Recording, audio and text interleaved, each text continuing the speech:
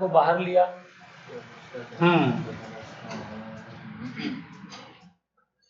2f(1) yes you are right. हाँ भाई बोलो, गलत लिखा है भाई। इसको मैंने 2f कर दिया था मिलाकर 2f²। तो जब मैं 2f² को बाहर लूंगा तो अंदर जो है वो सिर्फ क्या रह जाएगा। हाँ हाँ, ये यहाँ पे 1 आएगा और यहाँ पे 1/2 आएगा। बिल्कुल सही। तो ऊपर जो आंसर आएगा वो 3 आएगा। देखा, शुभ ने बिल्कुल सही गलती पकड़ी है। शाबाश, वेरी गुड। पहले से इन्होंने ट्राई किया था इसलिए जवाब इनके साथ। तो ये हो गया √3f। अब इन दोनों को इक्वेट कर दीजिए। ये क्या है, √3f के बराबर होना चाहिए। √3f के बराबर होगा ये बाहर की तरफ सेंट्रीफ्यूगल, अंदर की तरफ सेंट्रीपिटल। ये दोनों बराबर होंगे तो उसके नतीजे में क्या होगा, ये यहाँ पे घूमता रहेगा। वरना अगर ये बढ़ जाएगा तो ये बाहर निकल जाएगा और इधर वाले बढ़ जाएंगे तो ये बाहर अंदर की तरफ चला जाएगा। ठीक है, तो अब इसको मुझे एफ की क्या करनी है, एम एम ओमेगा भी लिखना है, वी लिख दिया। M omega into R. F की वैल्यू लिखिए √3, एफ की वैल्यू जी, दोनों एम है तो m² अपॉन डिस्टेंस। हाँ, डिस्टेंस आर ही अभी लिखते हैं, बाद में आर की वैल्यू लिख देंगे, वो तो हमें पता चल गया है। r², आर की वैल्यू कितनी आई है, यहाँ से आर की वैल्यू आई है L/√3। चलिए इसको फर्दर सॉल्व करते हैं।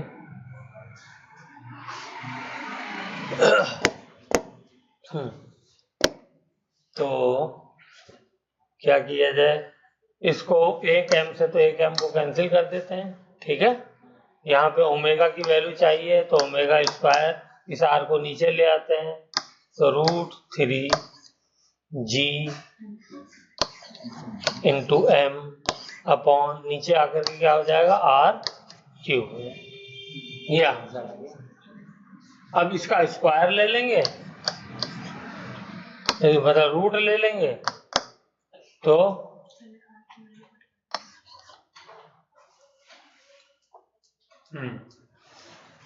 √3 gm अपॉन r³। ये आ रही है तो बिल्कुल सही आ रही है, लेकिन r को l में बदलना है तो r को l में बदलिए। r की जगह क्या रखेंगे, L/√3। तो देखिए r³ को मुझे रखना है L/√3 का क्यूब। तो नीचे वाला नंबर प्रॉब्लम कर रहा है, ऊपर तो L³ आएगा। √3 का जब क्यूब करेंगे तो एक स्क्वायर पावर 2 तो बन जाएगा 3 और एक रह जाएगा तो √3 होगा। ठीक है, तो यहाँ पे मैं लिख सकता हूँ, लिहाजा क्या लिख सकता हूँ बोलिए, ओमेगा = बोलिए √3 gm अपॉन L³। ठीक है, और L³ हो गया, ये √3, ये क्या कहते हैं 3 इंटू √3, ये डिनोमिनेटर में है, ये ऊपर जाएगा तो यहाँ मल्टीप्लाई होगा 3 इंटू √3। ये मल्टीप्लीकेशन हो जाएगा, क्योंकि वो डिनोमिनेटर के भी डिनोमिनेटर में था ना, तो उल्टा हो जाएगा। चलिए इसको उल्टा कर दीजिए, तो ये √3 मल्टीप्लाई होकर के क्या बन जाएंगे, ओमेगा √3 और इंटू 3, तो ये आ जाएगा 3 बाहर, और L की क्यूब है तो ये भी एक L बन के बाहर आ जाएगा। तो रूट में क्या क्या बचेगा, रूट में एक G बचेगा, एक M बचेगा, एक L बचेगा। ये वैल्यू आ गई।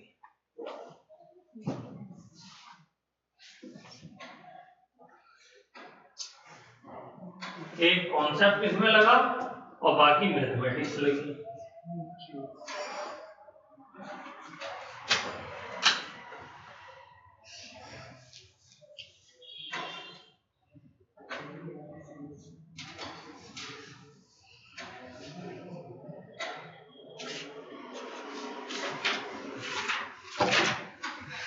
हाँ बेटा, समझ में आ रहा है?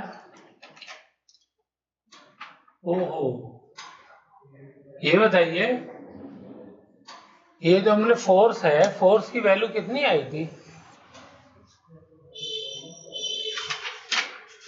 फोर्स की तो ये वैल्यू है ना, इसमें आर का क्या काम? हमने उसको आर मान लिया था, आपने कोई डिनोशन नहीं, नहीं बेटा, नोटेशन नहीं दिया था उसको। आर जो है वो ये वाला डिस्टेंस है, ये वाला, ट्रायंगल का, और ये वाला जो आर है यहाँ पर अगर आप आर मानते हैं, वो तो बिटवीन दी मासेस वाला डिस्टेंस होता है ना। देखो ये भी गलती हुई है, तो खुद से ट्राई करने, इसको पुट करके फौरन बताओ, खुद से करो ट्राई, देखो क्या आंसर आता है। हाँ भाई, शायद समझ में आ रहा है क्या गलती हुई है? हाँ, तो यहाँ पे आर की जगह आपको क्या लिखना है, यहाँ पे एल लिखना है। हाँ, यहाँ पे एल स्क्वायर लिखना है, तब तो बहुत आसान हो जाएगा, इतनी कैलकुलेशन भी करने की जरूरत नहीं। यहाँ पे क्या करूंगा मैं, एम से एम काटा, इस आर की जगह पर सिंपली क्या करिए, ये L/√3 है।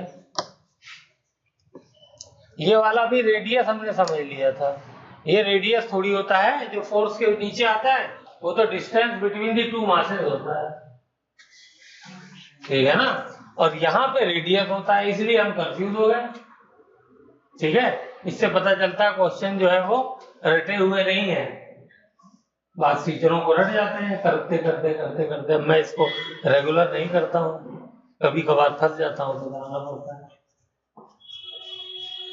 तो इसलिए ये एल अलग है, ये अलग है।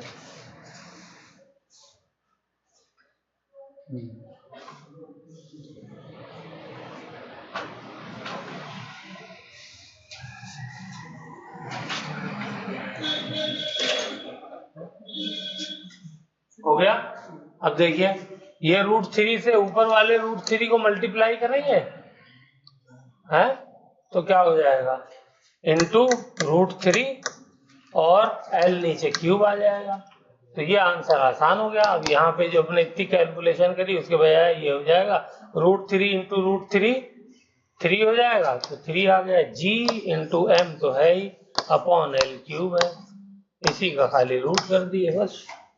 तो ये वाला आंसर, इसको भूल जाइए, ये आंसर आ गया। इतनी गलती हुई है, आर जो था वो एल था बेसिकली, ठीक है। तो इससे ज्यादा स्टेप की जरूरत नहीं थी, सीधे सीधे ये आंसर।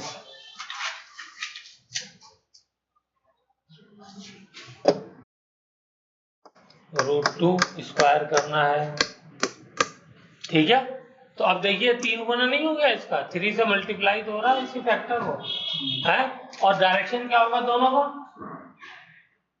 अट्रैक्शन फोर्स है, ये इसको अट्रैक्ट कर रहा है तो ये इधर लग रहा है, और ये इसको अट्रैक्ट कर रहा है तो इधर लग रहा है। तो यानी बड़े में से छोटे को घटा दिए, तो बड़े में से छोटे को घटाएंगे तो क्या हो जाएगा, यहाँ पर 3 बचेगा और यहाँ पे 1 बचेगा, बाहर आ जाएगा G M square upon L/√2 का स्क्वायर। आगे है, और नेट फोर्स किधर लग रहा है, ये ऊपर की तरफ ऐसे, ठीक है। ऐसे इसमें आ जाइए, इधर लग रहा है 2 हिस्से और इधर लग रहा है 4, गुना उसका हो जाएगा ना भाई। ये लग रहा है 2 इंटू 1 और ये हो जाएगा 4 इंटू 1। तो ये वाला पार्ट आप करिएगा, इसमें माइनस करेंगे तो 4 - 2 है, ये भी 2 टाइम्स हो जाएगा। तो इसका देखिए रिजल्टेंट कैसा आ जाएगा, ये वाला फोर्स नेट फोर्स इधर लग रहा है और ये वाला नेट फोर्स इधर लग रहा है, तो इसका रिजल्टेंट किधर आएगा, डायरेक्शन ये है, ठीक है। दोनों फोर्सेस बराबर होंगे, इन दोनों की वजह से जो इधर आ रहा है वो भी एफ है सेम, और इधर भी सेम वैल्यू आई। अब मैंने इतना करा दिया, इसको आप खुद से ट्राई करिए, अगर नहीं होगा तो मैं बता दूंगा, क्योंकि और भी कई क्वेश्चन करने हैं। अच्छा ये बताइए, समुद्र में ज्वार भाटा आता है, टाइडल वेव्स बनती है, ये किसकी वजह से बनती है, हाँ, मून की ग्रेविटेशनल फोर्स। हाँ, मून के ग्रेविटेशनल फोर्स की वजह से मेनली। इस बात को पॉइंट में लिख लिए अगर याद नहीं था, पहली बार सुन रहे हैं तो। समुद्र में जो जवान भाटा आता है, टाइडल वेव्स बनती है, वो मून के ग्रेविटेशनल फोर्स की वजह से बनती है। ठीक है, और उसमें आंसर भी दे सकता है कि मून के एक्सियल रोटेशन की वजह से बनती है या सर्कुलर रोटेशन की वजह से बनती है। ठीक है ना, ये सब कहानियां वो अलग अलग स्टेटमेंट में दे सकता है। तो अगर क्लियर कट आंसर पता होगा तभी आप कर पाएंगे। ठीक है, चलिए, वेरी गुड। सपोज मैं यहाँ पर अर्थ पे हूँ, ये मेरी अर्थ है और इसका ये मून है। ठीक है, ये मून है। मुझे अर्थ से मून पे जाना है, जो कि हम 5 साल में जाने लगेंगे, और वापिस आना है। विदिन 5 ईयर हम लोग चांद पे ठहरने के लिए जाएंगे। ठीक है, हाँ, लेकिन पैसा खर्च होगा। तो ये जो है, ये डिस्टेंस है। अब मैं जा रहा हूँ। ठीक है, 5 साल में आप लोग पढ़ाई पूरी नहीं होगी, इसलिए आप हो सकता है बाद में। ओके, ये रॉकेट से मैं जा रहा हूँ, स्पेस शटल से जा करके मैं वापिस आ गया, जो भी 4-6 महीने का टूर था। ओके, सब पूछना क्या चाह रहे हैं ये तो बताइए। ये मून है, तो ये बताइए सबसे ज्यादा फ्यूल कहाँ खर्च होगा रास्ते में जाने और आने में? ये क्वेश्चन पूछा हुआ है अर्थ की ऑर्बिट से निकलने के लिए। अर्थ से निकलने क्यों? Gravitational force. ये अरे तो हम लोग समझ में आने लगी फिजिक्स तुम लोगों को। जब हम अर्थ से निकलेंगे तो ग्रेविटी ज्यादा है ना, तो इसलिए हमको ज्यादा ताकत लगानी पड़ेगी, ज्यादा फ्यूल का कंजम्पशन होगा। और यहाँ पे ग्रेविटी होती है 1/6 अर्थ का, तो यहाँ से जब वापस आएंगे तो कम ताकत लगानी पड़ेगी। और जब इसके फील्ड में एंटर करेंगे तब तो कोई ग्रेविटी की जरूरत ही नहीं है, तब तो वो खुद ब खुद पहुंच जाएंगे। ठीक है ना, तो ये हो गया, वेरी गुड। चलिए, इसको चाहे तो पॉइंट बना करके लिख लिया करिए, एक एक लाइन के ये सब स्टेटमेंट वाइज क्वेश्चन है।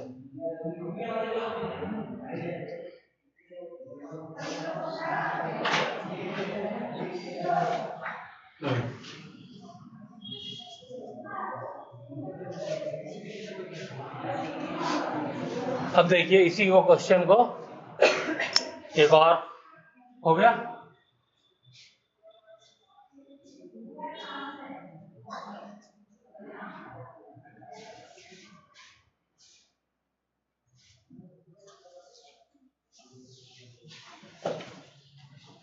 चले, देखिए नेक्स्ट क्वेश्चन क्या है। यही स्पेसशिप जा रहा है, ओके, जिसमें कि मैं बैठा हुआ, मुझे अभी तक ख्वाब आने लगे जाने के चांद पे। चलो, तो मैं बीच में कहाँ पहुंचूंगा? बीच में ऐसा कौन सा पॉइंट है जहां पे नेट फोर्स 0 होगा? ऑर्बिट में वैल्यू कैलकुलेट करके बतानी है। चलो एक वो इंफॉर्मेशन दे देता हूं। अगर इसका मास मून का m है तो इसका मास है 81 है, ये 81 टाइम्स है इसका। ठीक है, और दोनों के बीच के डिस्टेंस को, अर्थ एंड मून के डिस्टेंस को मैं L दे देता हूँ, कैपिटल L। बड़ा डिस्टेंस है तो कैपिटल L दे दिया। इसके सेंटर से, दोनों के सेंटर से है। चलिए, तो बताइए ये अर्थ के सेंटर से कितनी दूर होगा ये वाला डिस्टेंस? ये आंसर बताना, यानी कैपिटल L दे दिया, दोनों का मास दे दिया, ये वाला डिस्टेंस x आपको बताना है, जहां पे नेट फोर्स 0 हो जाए। मुश्किल नहीं है।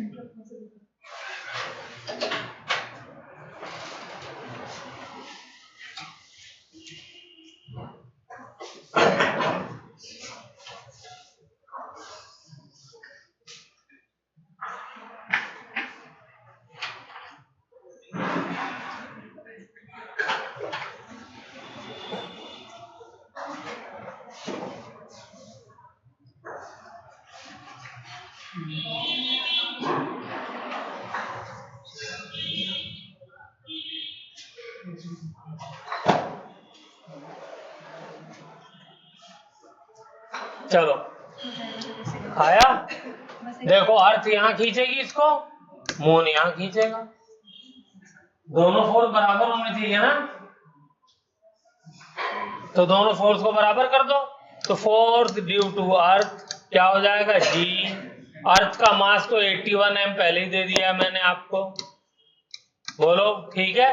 सैटेलाइट का मास m0 कर देता हूं, स्पेस शटल का, डिवाइडेड बाय कितने डिस्टेंस पे है, यही डिस्टेंस निकालना है, इसको x माना हुआ तो x² हो गया सेंटर से, ठीक है। ये बराबर किसके होना चाहिए, मून की वजह से जो फोर्स लग रहा है उसके बराबर होना चाहिए। तो फोर्स ऑफ मून इसके बराबर होना चाहिए। ये कितना होगा, जी। इसका मास कितना है, m। सैटेलाइट जिसमें बैठा हूं उसका मास m0 डिवाइडेड बाय दोनों के बीच का डिस्टेंस l, स्पेस शटल और मून का l माइनस एक्स का स्क्वायर, पूरा l है ना, तो उसमें से ये वाला डिस्टेंस माइनस कर दो तो ये बचेगा l माइनस एक्स का स्क्वायर। बोलो साथ समझ में आया। चलिए ओके, अब इनको इक्वेट कर दो तो देखो क्या क्या कट रहा है, मैंने तो यही इक्वेट कर दिया। एक तो ये m कट गया, m0 कट गया, ये स्मॉल m भी कट गया, और क्या कटा, कुछ और कटा नहीं कटा। तो 81 upon x square is equal to 1 upon l minus x का होल स्क्वायर। इसको सॉल्व करो, कैसे सॉल्व करोगे, देखो इसको सॉल्व करने के लिए जुगाड़ याद रखो, ये बिल्कुल स्ट्रेट सॉल्यूशन, आप लोग काटो पीटोगे तो गड़बड़ हो जाएगा, कुछ काटना पीटना नहीं है, यही बिल्कुल same as it is electrostatics में भी क्वेश्चन पूछा जाता है। उसमें पूछा जाएगा एक चार्ज ये है, एक चार्ज ये है, बीच में चार्ज कहाँ रखोगे नेट इलेक्ट्रिक फील्ड 0 हो जाए, ठीक है।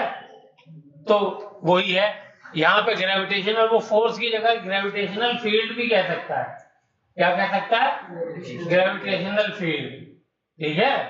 हाँ तो देखो क्या करेंगे, ये 81 है, ये 9 का स्क्वायर हो गया अपॉन एक्स स्क्वायर, और यहाँ भी स्क्वायर, तो 1 अपॉन l माइनस एक्स का स्क्वायर, स्क्वायर ने स्क्वायर को मार दिया, तो क्या बचा, यहाँ से आ गया 9 by x is equal to 1 upon l minus x. यहां से क्रॉस मल्टीप्लाई कर दो, क्रॉस मल्टीप्लाई करो तो क्या हो जाएगा, 9l minus 9x is equal to x, ठीक है। ये इधर ले आओ तो क्या हो गया, 10 हो जाएगा, 10x is equal to 9l, तो x is equal to 9 by 10l यानी 0.9l आ गया। अगर क्वाड्रेटिक बनाने लगते हैं तो फंस जाते हैं, ये लंबी कैलकुलेशन हो जाती है। चले आगे, G is 10 at the surface of Earth. At the mass at the surface of Mars, G is 4. ठीक है, अर्थ के सरफेस पे G कितना है, 10 मीटर पर सेकेंड स्क्वायर, और मार्स जो है इसके सरफेस पे कितना है, 4 मीटर पर सेकेंड स्क्वायर, इतना दिया हुआ है, ठीक है।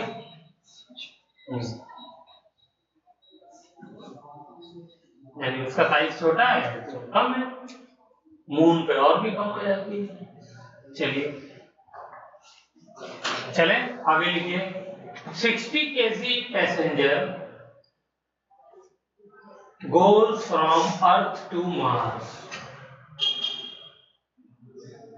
goes from Earth to Mars। एक 60 किलो के आदमी को मैंने, ये मेरी अर्थ है, ये आदमी है, जिसका वजन 60 kg है, इसको मैंने मार्स का दूसरा नाम कोई बताएगा क्या है? रेड प्लेनेट, सबसे ज्यादा रिसर्च इसी पे हो रही है। हाँ ठीक है, इसकी जी जो है वो ये है, यहाँ पे भेजना है, ठीक है, वो स्पेस शटल से इसको भेज दिया, इसको स्पेस शटल से भेज दिया। तो ये जो ग्राफ दिया है, ये ग्राफ दिया है कि इसके वेट में यहां से वहां जाने में किस तरीके से चेंज आएगा। वेट जानते हैं ना, mg, उसमें कैसे चेंज आएगा उसका ग्राफ है। तो बताइए कौन सा ग्राफ सही है?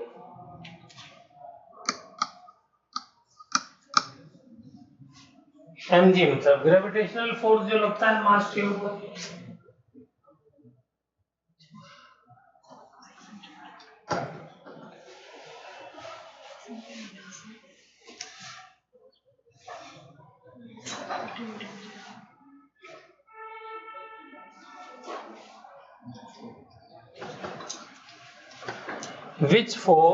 Which graph shows the journey of the space shuttle या मैन, ये है क्वेश्चन।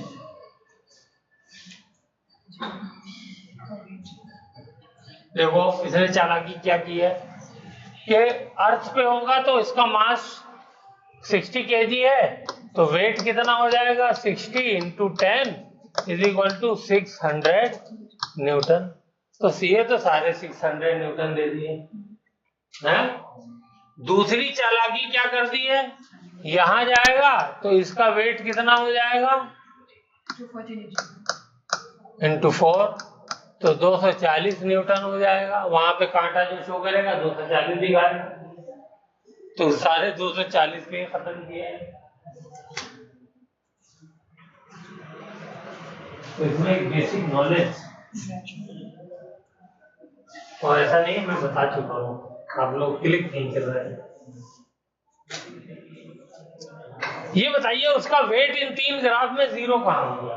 कौन से ग्राफ में होगा?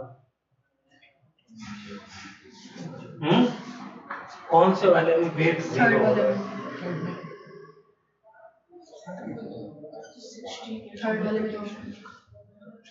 ये देखो ना, ये वेट का कोऑर्डिनेट 0, तो ये नहीं हो रहा है 0, तो इसमें भी हो रहा है लेकिन नेगेटिव जा रहा है, ठीक है, इसलिए इसको मैंने नहीं लिया, खाली इसको ले।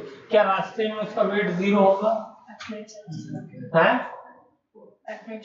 सोचो और दिमाग लगाओ, जब वो बीच में पहुंचेगा कहीं पे तो ये उसको एक फोर्स से खींच रहा होगा और ये एक फोर्स से खींच रहा होगा, तो यहाँ पे इसका वेट जो है वो 0 हो जाएगा, जो अभी निकाला था हमने इस वाले क्वेश्चन में,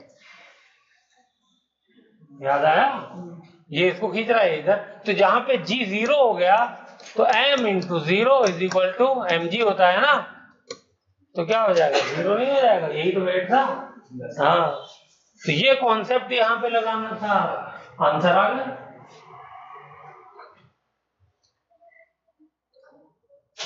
तो इसका आंसर क्या हो गया? थर्ड वाला, बिकॉज थर्ड वन, इसका आंसर क्या लिखेंगी? थर्ड वाला क्यों है? Because it is the only graph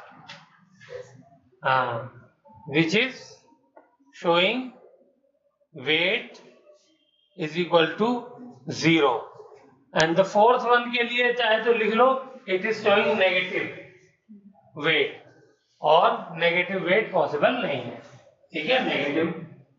हाँ,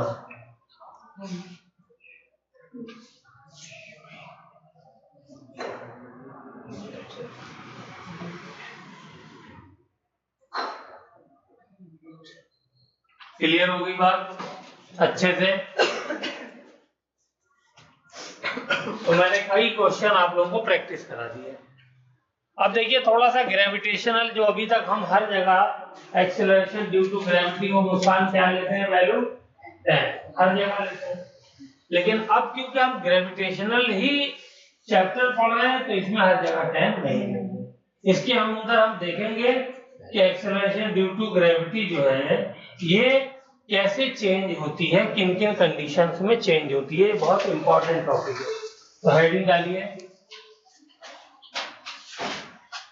एक्सेलरेशन ड्यू टू ग्रेविटी।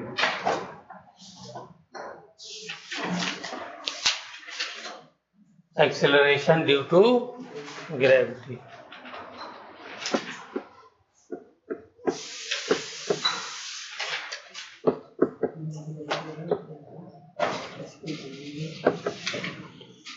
ठीक है, और इसको हम ग्रेविटेशनल फील्ड भी कहते हैं, पहले बता दिया इसलिए कंफ्यूज नहीं।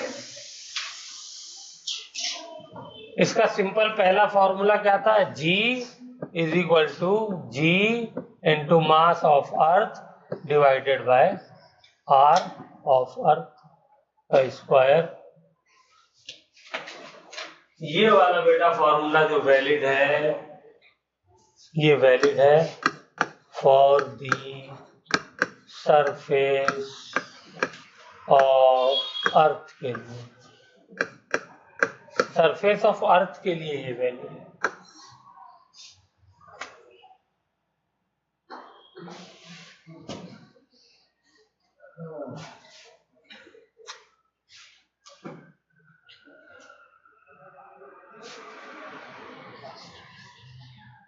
ये सरफेस ऑफ अर्थ के लिए वैलिड है।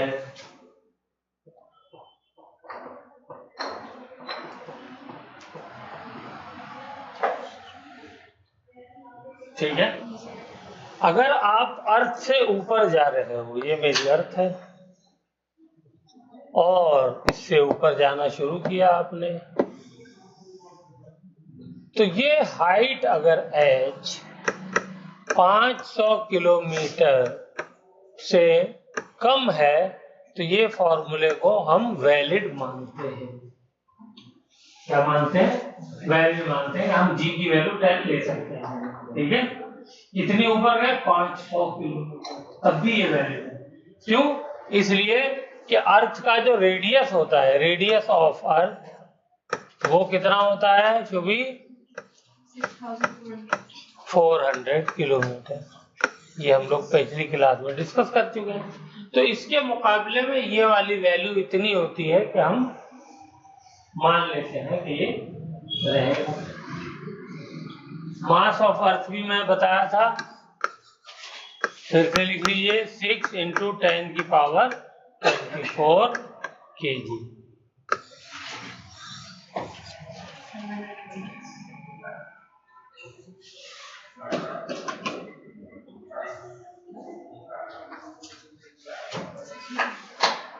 ठीक है, लेकिन अगर हाइट इससे ज्यादा बढ़ जाए तब क्या करेंगे? बोलिए, तब क्या करेंगे? If h is greater than 500 kilometre तो कुछ नहीं करेंगे, फिर g की जो नई वैल्यू होगी वो g mass of earth upon r of earth plus h, उसको ऐड करके फिर स्क्वायर करेंगे। ये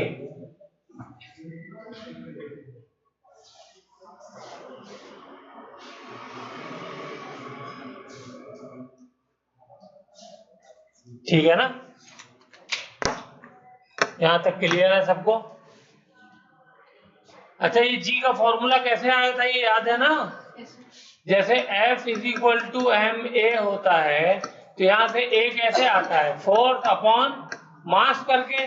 तो ऐसे ही G की वैल्यू क्या हो जाएगी? फोर्थ अपॉन मास, तो क्या हो जाएगी? Capital G into M into small M upon R का square divided by small M. ये हो गया, ये एम से एम कट गया तो यही बचेगा।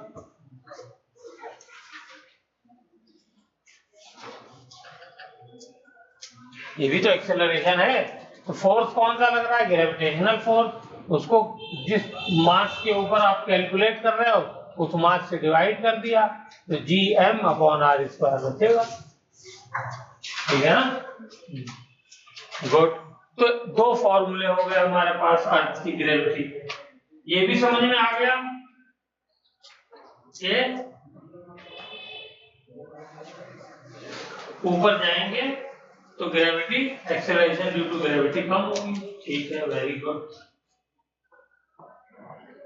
Very good. ठीक है, अब मैं इसके साथ थोड़ा सा छेड़छाड़ करने जा रहा हूं। देखिए अगले पेज पे करें। अगले पेज पे करते हैं।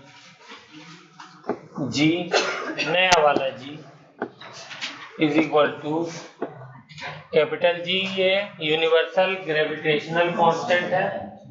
यूनिवर्सल ग्रेविटेशनल कांस्टेंट कल वाला लेक्चर देखा था बेटा? हाँ, अपलोड नहीं हुआ था, यस, माय फॉल्ट। तो ये इसकी वैल्यू कितनी थी सुबी बोलो? 6.67। ठीक है, चलिए।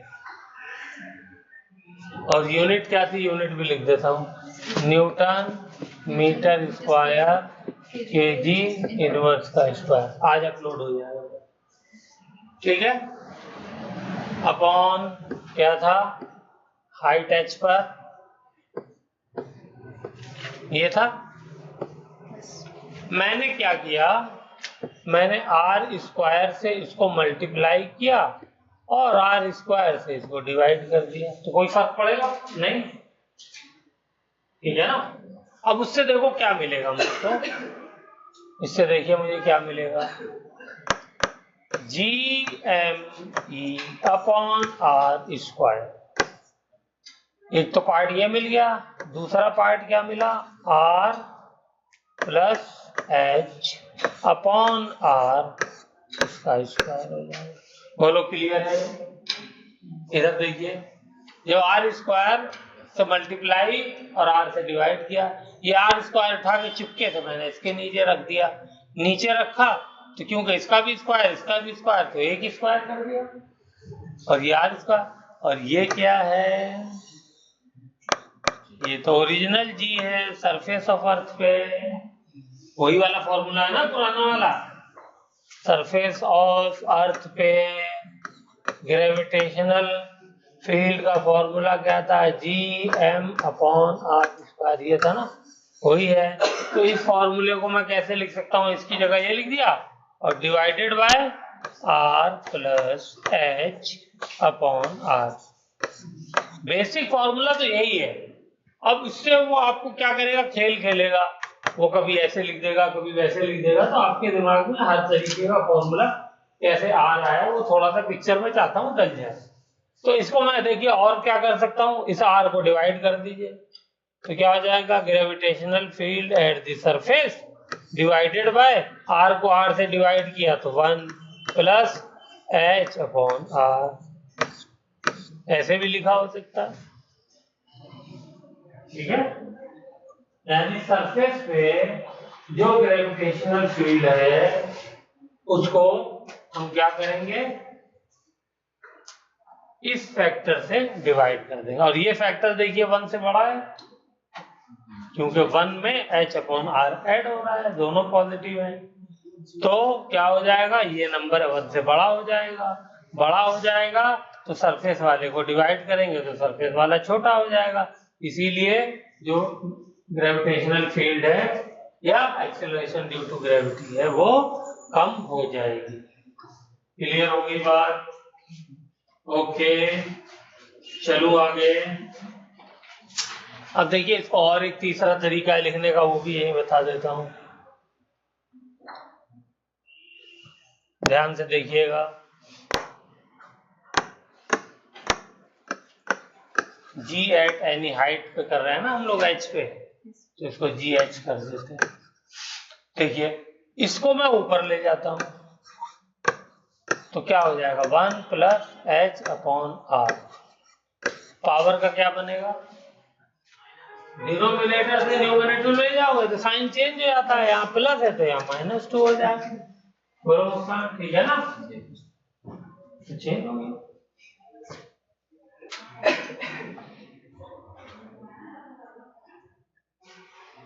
चलो हैं क्या कर रहे रिसीव करो मेरी बात करो।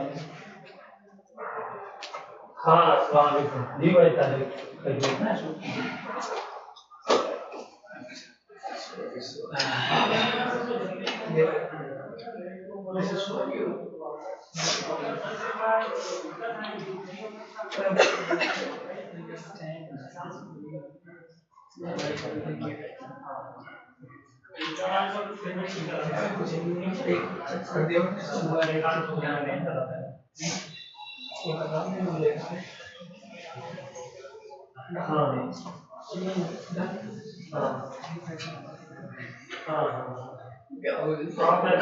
जैसे लग रहा है तो वैसे ही होगा।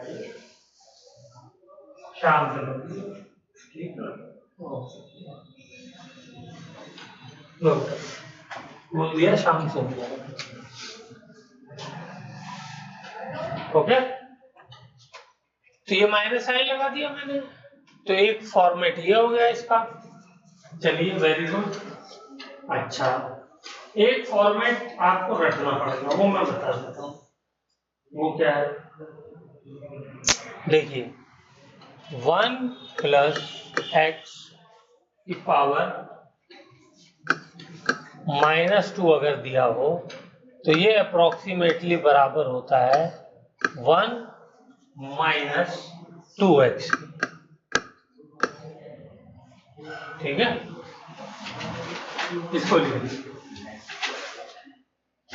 ये मैथ है बायनोमियल एक्सटेंशन एक चीज कहलाती है उसके थ्रू यार। तो यहाँ पे x क्या है x इज h/r है ना। तो इस वाले फॉर्मूले को इस वाले फॉर्मेट में भी लिख सकते हैं तो लिखिए क्या हो जाएगा और GH = GH 1 - 2h/r ये भी एक फॉर्मूला। ये कैसे आया चाहे लिखना चाहो तो ब्रैकेट में लिख लो बायनोमियल एक्सपेंशन।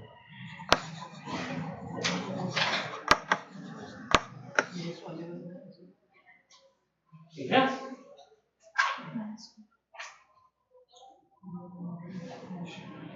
तो ये 2-3 फॉर्मूले हैं एक आध और आएंगे ग्रेविटी के वो हम और कल क्या कर ही लेते हैं उसको लगे आता हूँ। अच्छा हाइट को हम लोग क्या कहते हैं जब कोई चीज हाइट पे होती है उसको हम लोग क्या कहते हैं सर प्लस में रहेगा माइनस में रहेगा जो आपने हाँ बेटा बिल्कुल यहाँ देखिए माइनस ही लिखा है मैंने। एक तो हमने जिसको इस फॉर्म में कुछ कराया वो तो 1 + h बना है ना। ये मैथमेटिक्स है बस उसको ऐसे याद करना आता है आपके दिमाग में जो सवाल आया। बोलिए फोर्स लगा के ऊपर जा रहा है क्या बात है छा गए भाई छा गए।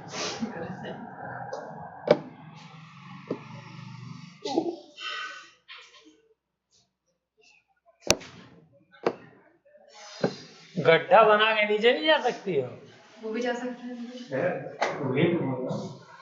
अगर मैं एक टनल खोद दूं और इससे अंदर जाऊं ठीक है तो ये D जो है ये सरफेस है मेरा सरफेस इससे हाइट में कहा गया चलो पूरा डायग्राम बनाता हूं पूरा का पूरा डायग्राम बनाता हूं।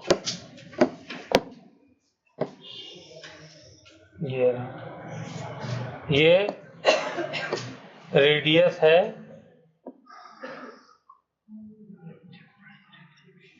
और अर्थ। अच्छा ये वाला डिस्टेंस बेटा कितना हो जाएगा r अर्थ - d जितना गड्ढा खोद के अंदर गया हूं हाँ और ऊपर जा रहे थे तो क्या लिया था हाइट पे r बोलिए। h लिया था, ये हाइट यहां से, टोटल क्या ली थी, total r e plus h ली थी, ठीक है।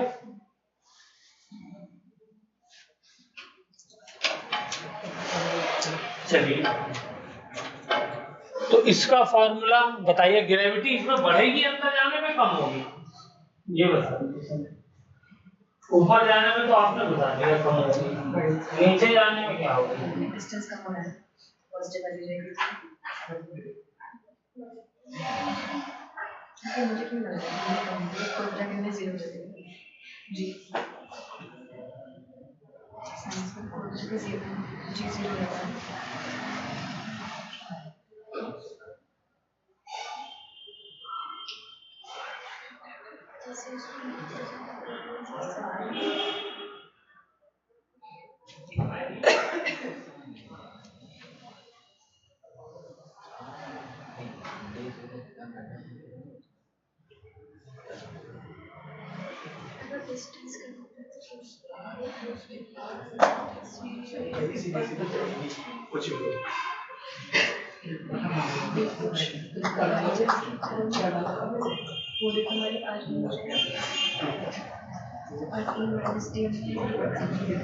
बस डी के आने के बाद जो जी जी वो 0 शुरू हो रही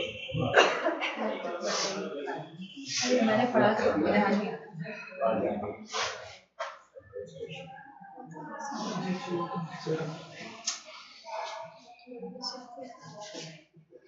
बोलिए।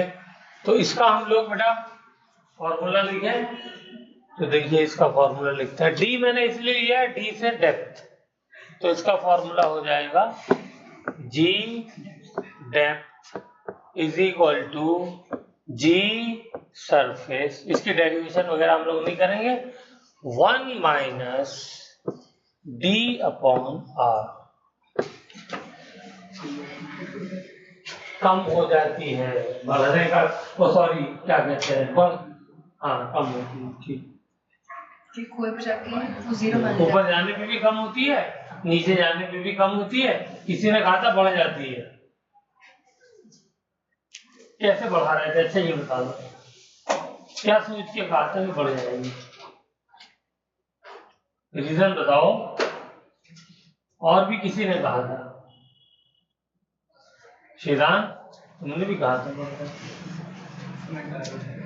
तुमने भी कहा था बेटा, तुम्हारी आवाज से दूसरे पे ध्यान देता हूँ, कैसे बढ़ेगी बताओ, जब ये नीचे जाएगा तो इसका मास कम नहीं होगा, खाली इतना हिस्सा ही तो ग्रेविटी लगाएगा इस पे, है बोलो, ऊपर वाला मास तो और इधर को खींचेगा, है तो उसको तो काउंटर कर रहा है वो, अंदर तो ये इधर खींच रहा है, और ये ऊपर वाले जो मासेस हैं ये इधर खींच रहे हैं, तो ये तो काउंटर हो रहा है, तो अंदर जाने में भी कम होती है, ठीक है, बढ़ती नहीं है,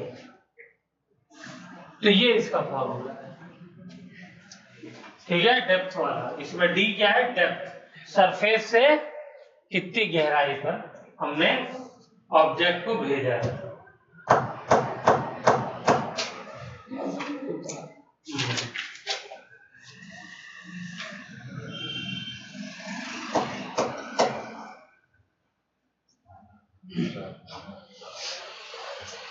हाँ।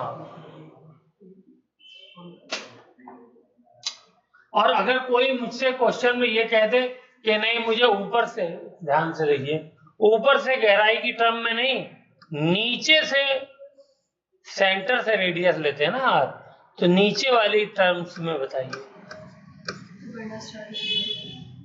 तो क्या फॉर्मूला बनेगा, यस बढ़ना स्टार्ट होगा, देखिए, तो फिर जी का फॉर्मूला होगा एट डेप्थ डी हो जाएगा जी एस सरफेस इनटू,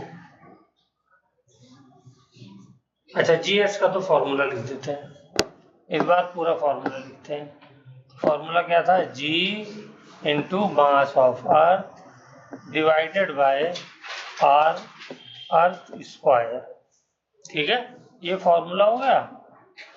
अब देखिए इसमें करना क्या है, ये जो सेंटर से जितनी दूरी पर वो है, वो वाली लेंथ या वो वाली दूरी को रखिए ऊपर, x दूरी पे है तो x को रख दिए ऊपर और रेडियस को एक बार और रख दीजिए नीचे, तो ये फॉर्मूला बन जाएगा। तो इसको मैं क्या कर सकता हूं, इसको क्यूब कर दूंगा ये।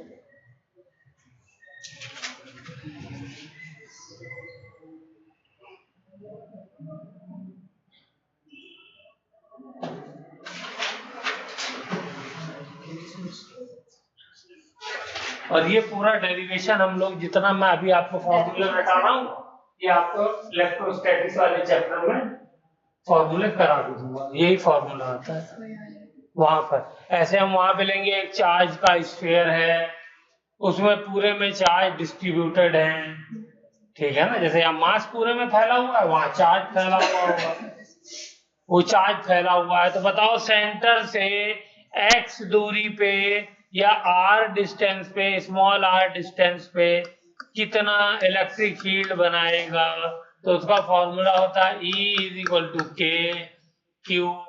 टोटल चार्ज पूरा का पूरा जो है वो Q है, जैसे यहाँ पे टोटल मास m है, दूरी कितनी है स्मॉल r इंटू r, यहाँ पे x ली थी तो x आ गई, डिवाइडेड बाय पूरा रेडियस कितना है कैपिटल R, तो r क्यू है। ये वहां पर फॉर्मूला है, देखो 100% सेम फॉर्मूला है इलेक्ट्रिक फील्ड और ग्रेविटेशनल फील्ड। बस फर्क क्या है, एक g का फर्क है और एक मास का फर्क है, वहां g की जगह k आता है और मास की जगह क्यू आता है, ठीक है। बोलिए, लिख लिया बेटा? देखो इस वाले फॉर्मूले से ये भी डिराइव करके मैं आपको इतना तो दिखा ही सकता हूँ, आप लोगों को कॉन्फिडेंस बूस्ट करने के लिए। जरा इसका एलसीएम लेना, तो क्या बन जाएगा, ये जी एस, ये आर ऊपर आ जाएगा माइनस डी अपॉन आर। बोलो आ गया नहीं आ गया है? और आर माइनस डी क्या है सर, यही तो एक्स है और नीचे आर आ गया। बोलो, और x अपॉन आर को जीएस से मल्टीप्लाई कर रहे हो नहीं कर रहे हो? तो मैंने और क्या किया, x अपॉन आर को जीएस से मल्टीप्लाई ही तो किया है, देखिए ठीक है ना। लेकिन इसकी पूरी डेरिवेशन है वो हमारे 12th स्टैंडर्ड में कराई जाए, वहां भी हम लोगों को जरूरत नहीं है, वहां फॉर्मूला ही खाली याद हो तो काम चल जाए। क्लियर है ये? तो डेप्थ वाला भी फॉर्मूला आ गया, तो कितने फॉर्मूले हो गए जरा चेक करके बताइए। तो एक तो डेप्थ का हो गया और डेप्थ की भी दो फॉर्म हो गई, तो इसको दो मान लेते हैं। और उस हाइट वाले कितने हो गए, एक दो तीन फॉर्मूले हाइट वाले, ठीक है। और एक सरफेस वाला स्टैंडर्ड फॉर्मूला, 3 2 5 और 1 6, ये हो गया फॉर्मूला। गुड। हाँ बेटा क्या कह रहे हैं, कुछ पूछना? नहीं, एक डेंसिटी वाला और लिख लीजिए, 7वां हो जाए। हाँ, अगर मुझे डेंसिटी दी हुई है, मास नहीं दिया हो, क्या दिया होगा, डेंसिटी, डेंसिटी ऑफ अर्थ दी हुई है, रो है, ठीक है। तो कह रहा है ग्रेविटेशनल फील्ड या acceleration due to gravity surface पे क्या होगी, अब हाइट वाइट वाला भूल जाओगे, अभी सरफेस वाला ही बता दो, डेंसिटी की फॉर्म बताओ बेटा।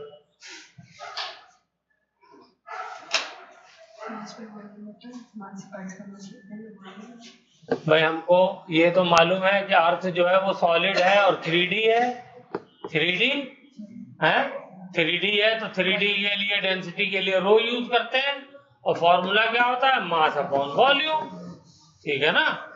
तो बस यही लगाना है, डेंसिटी बदल जाएगा।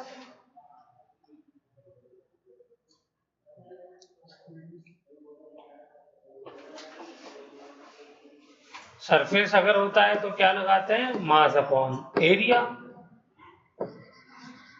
और लेंथ होती है तो क्या लगाते हैं, मास अपॉन लेंथ। ये सब डेंसिटी है, ये लीनियर, ये सर्फ एरिया, और ये वॉल्यूम। तो पहले तो फॉर्मूला लिख देते हैं सरफेस वाला, Gm अपॉन R स्क्वायर। ठीक है, अब क्या किया, मास को डेंसिटी की फॉर्म में चेंज करना है, तो क्या कर दिया, G into rho into V कर दो अपॉन R स्क्वायर कर दो, हो गया चेंज। लेकिन वो इतना आसान नहीं पूछेगा, वो R की टर्म में देगा, तो R की टर्म में देगा तो R की टर्म में चेंज कर दो अपॉन R स्क्वायर, और वॉल्यूम को बताओ R की टर्म में, स्फीयर का वॉल्यूम क्या होता है। हाँ हाँ सही बोल रही है, बोलो बोलो बोलो, बोल दो, सही बोल रहा है, कह तो रहा हूँ, शुरू वाला पहले बोलो। 4/3। हाँ 4/3 पाई आर क्यूब, शुभी ने सही बताया। ठीक है, ये वॉल्यूम का फॉर्मूला होता है स्फीयर के। तो यहां से चेक करो, एक आर स्क्वायर ने आर स्क्वायर को मार दिया, तो क्या बची है फाइनली, फाइनली बची है 4G रो, अच्छा पाई भी यहां लिख देता हूं,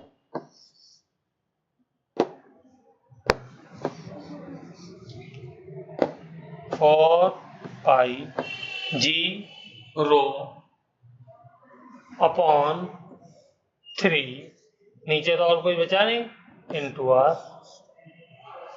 ये देखो, ये एक्सेलरेशन ड्यू टू ग्रेविटी आ गया in the form of density.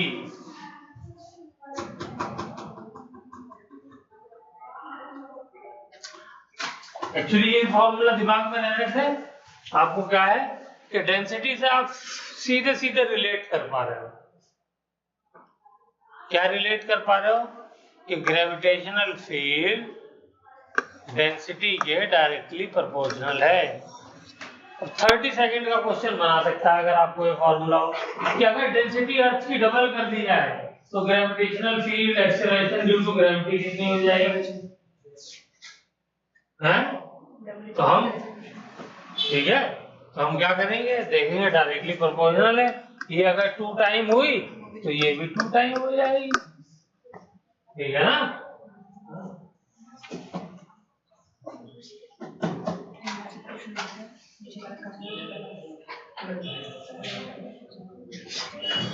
चलिए क्लियर, रेडियस भी देख सकते हैं, अगर डेंसिटी सेम है, रेडियस को मैंने 2 टाइम कर दिया तो भी ग्रेविटी 2 टाइम्स हो जाएगी। ठीक है, तो ये एक फॉर्मूला और है जिसके ऊपर क्वेश्चन पूछे जा चुके हैं, वही मैं फॉर्मूले आपको दे रहा हूं, डिफरेंट डिफरेंट फॉर्मूले।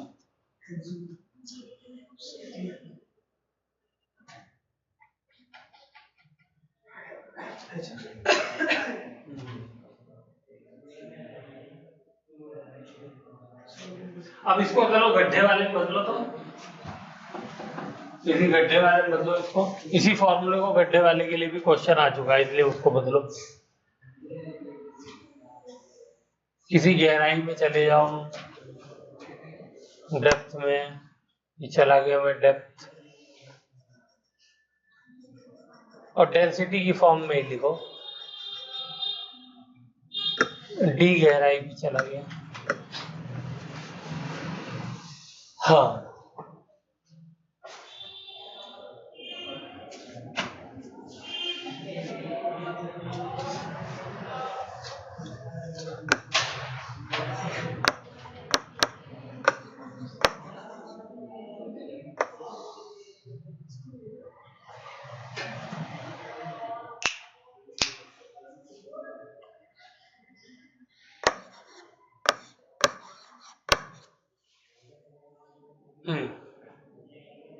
तो x क्या है, x है सेंटर से जो बॉटम पॉइंट है उसकी दूरी।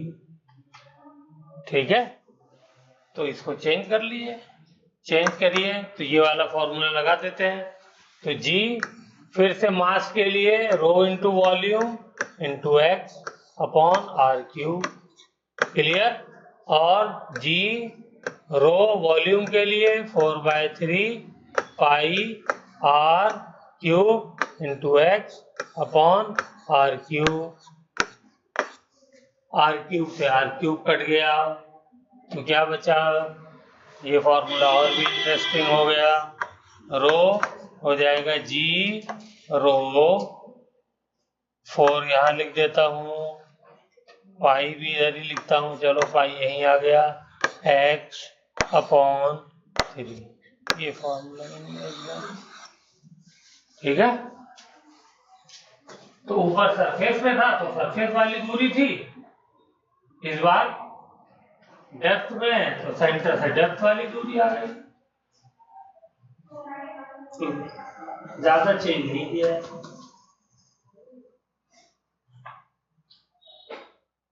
चलिए तो हमने काफी क्वेश्चन कर लिए, इस लेक्चर का यही समाप्त।